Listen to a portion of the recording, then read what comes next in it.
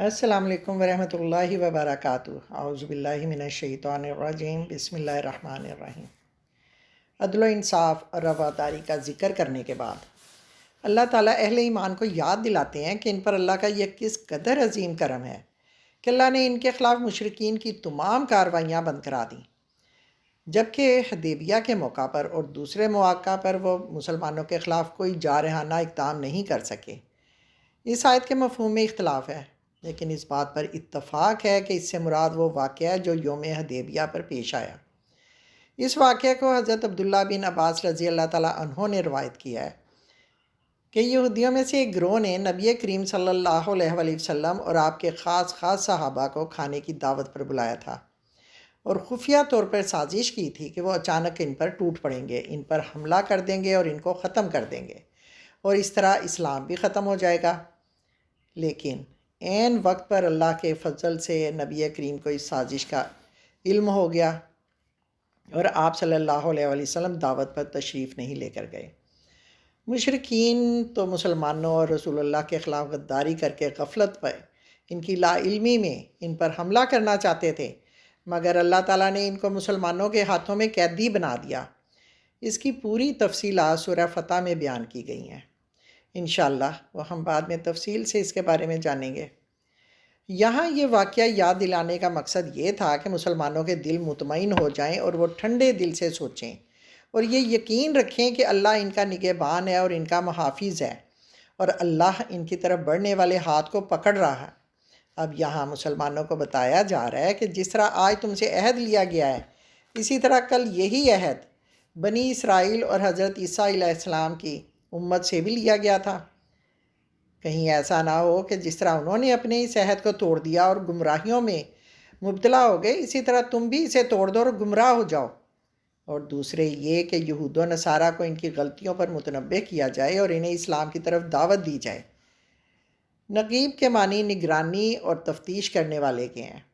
بنی اسرائیل کے 12 قبیلے تھے اور اللہ تعالیٰ نے ان میں سے ہر قبیلے پر ایک ایک نقیب خود اسی قبیلے سے مقرر کرنے کا حکم دیا تھا، تاکہ وہ ان کے حالات پر نظر رکھے اور انہیں بے دینی اور بد اخلاقی سے بچانے کی کوشش کرتا رہے۔ یہ 12 قبیلے حضرت یعقوب علیہ السلام، جن کا نام اسرائیل تھا، ان کے پوتے اور ان کی اولاد تھے۔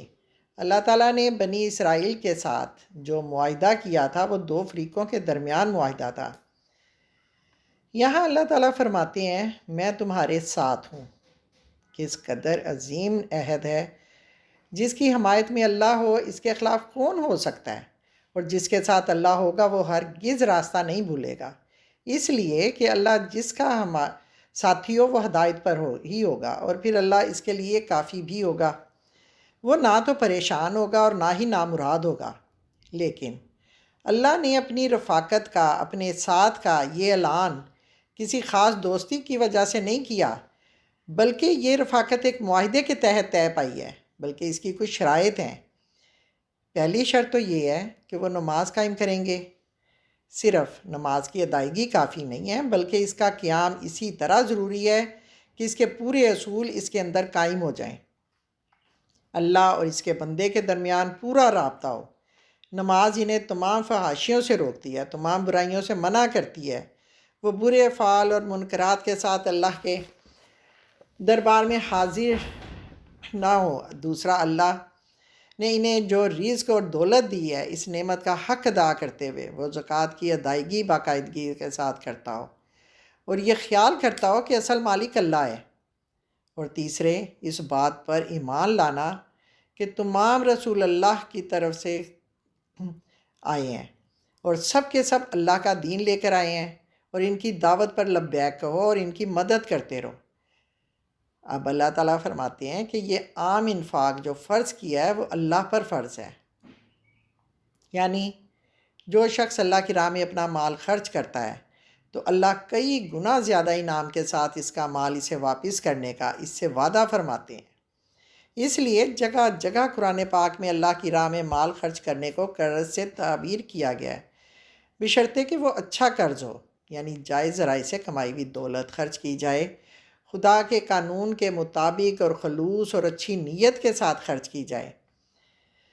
یہ اللہ تعالیٰ کا فضل و کرم ہے کہ وہ اپنی دی ہوئی چیز کو اپنے لیے بطور قرض مانگتا ہے۔ یہ تمام باتیں تو شرط تھیں، اب اس شرط کی جزا کیا ہے؟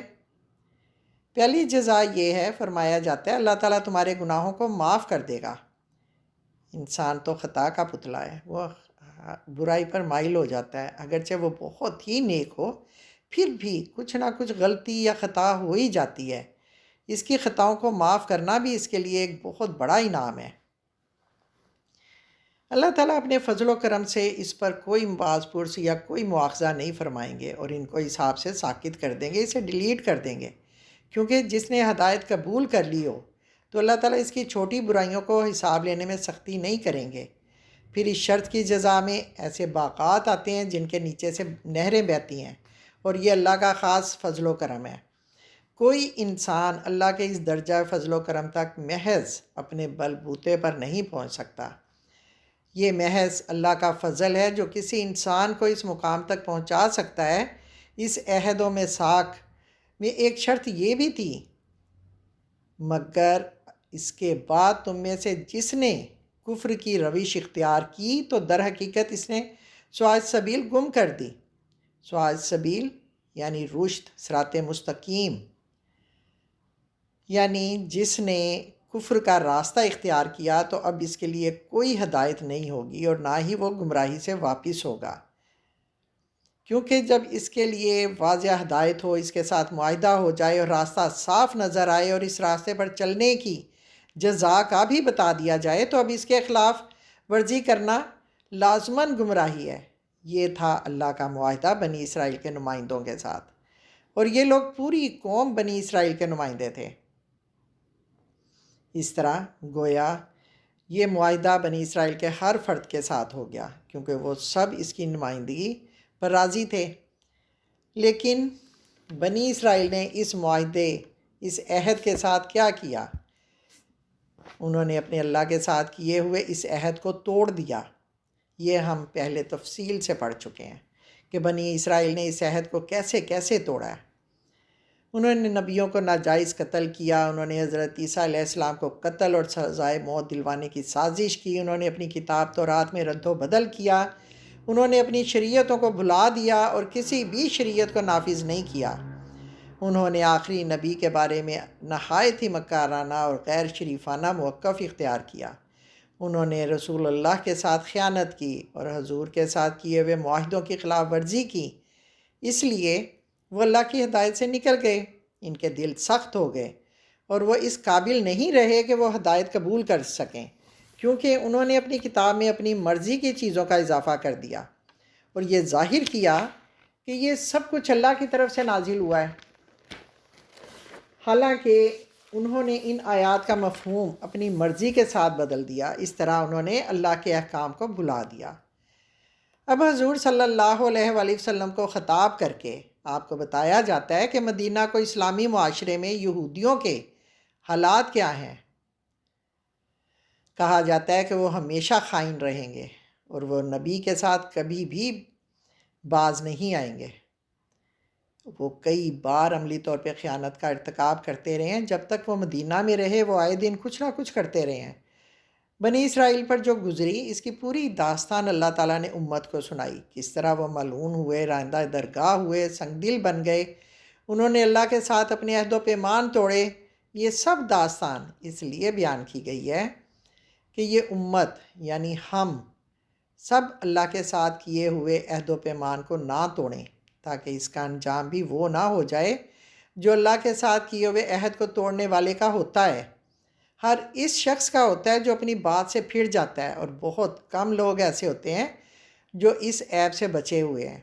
اس وقت جب یہ آیات نازل ہوئیں، اللہ کی طرف سے نبی کو ہدایات دی گئیں کہ ان لوگوں کو یہ تمام بری حرکات جو یہ کرتے ہیں ان کو معاف کر دو اور ان سے چشم پوشی کر کے کرتے رہو، ان کو نظر انداز کر دو۔ اللہ ان لوگوں کو پسند کرتا ہے جو احسان کرتے ہیں، یعنی اگر آپ ان لوگوں کے ان تمام برے افعال یہ جو خیانتیں کرتے ہیں ان کو معاف کر دیں تو یہ طریقہ احسان کہلاتا ہے۔ یہ تو اس وقت کی بات تھی جب یہ صورت نازل ہو رہی تھی۔ بعد میں حالات ایسے ہو گئے کہ عفو و درگزر کی گنجائش ہی انہوں نے نہیں چھوڑی، اور نبی صلی اللہ علیہ وآلہ وسلم نے ان کو مدینہ سے جلا وطن کر دیا۔ یہودیوں کے عہد توڑنے کے بارے میں بتانے کے بعد اللہ تعالیٰ مسلمانوں کو یہ بتاتے ہیں کہ عیسائیوں سے بھی اللہ نے عہد لیا تھا، انہوں نے بھی اس عہد کو توڑ دیا، اور نتیجہ یہ ہوا کہ ان کو بھی اس عہد کو توڑنے کی سزا بھگتنی پڑی۔ اس آیت میں ایک خاص انداز اور ایک خاص اشارہ ہے۔ اس انداز کے اندر اشارہ یہ ہے کہ انہوں نے نصارہ ہونے کا دعویٰ تو کیا تھا، لیکن عملاً انہوں نے اس عہد کو پورا نہیں کیا۔ یہ عہد تھا کہ ہم صرف اللہ ہی کو وحدہ لا شریک سمجھیں گے، جس سے انہوں نے حضرت عیسیٰ کے اٹھنے کے بعد کچھ عرصے کے بعد ہی انحراف کر لیا، انکار کر دیا۔ یہی وہ سبق تھا جو انہوں نے بھلا دیا، حالانکہ انہیں یہ سبق اچھی طرح یاد کرایا گیا تھا، اور اس سبق کو بھلانے کے نتیجے میں وہ غلط راہ پر دور تک نکل گئے، اور ان کے درمیان فرقہ وارانہ اور گروہی اختلافات پیدا ہو گئے، اور اس کی وجہ سے ان کے اندر بہت سے مذاہب اور بے شمار فرقے بن گئے۔ ان فرقوں کے درمیان اس قدر بغض اور عداوت پیدا ہو گیا، ان کے درمیان باقاعدہ جنگیں ہوتی رہیں، اور ان فرقہ وارانہ جنگوں میں اس قدر خون ریزی ہوئی، اس قدر خون بہا کہ جس کی کوئی مثال مذاہب کی تاریخ میں نہیں ملتی۔ اور جس طرح اللہ تعالیٰ فرماتے ہیں کہ یہ اختلافات قیامت تک رہیں گے، اور اس لیے رہیں گے کہ انہوں نے اللہ تعالیٰ کے ساتھ کیے ہوئے اپنے عہد کا کوئی پاس نہیں رکھا، انہوں نے وہ سبق بھلا دیا جو ان کو اچھی طرح یاد کرایا گیا تھا۔ آخرت میں جب اللہ تعالیٰ ان کو وہ تفصیلات بتائیں گے کہ اس دنیا میں وہ کیا کیا بناتے رہے ہیں، کیا کیا کرتے رہے ہیں، سب ان کی جزا کا وہاں ہی تب ان کی جزا کا وہاں ہی فیصلہ ہوگا۔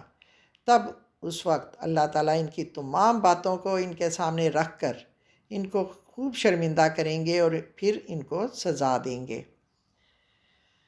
یا اللہ، جو کام آپ کو ناراض کرنے والے ہیں ان کاموں سے ہماری حفاظت فرمانا، اور آئندہ بھی اے اللہ پوری زندگی نیک اور اچھے کام اور آپ کو راضی کرنے والے کاموں کی ہمیں توفیق عطا فرمانا۔ آمین ثم آمین، فی امان اللہ۔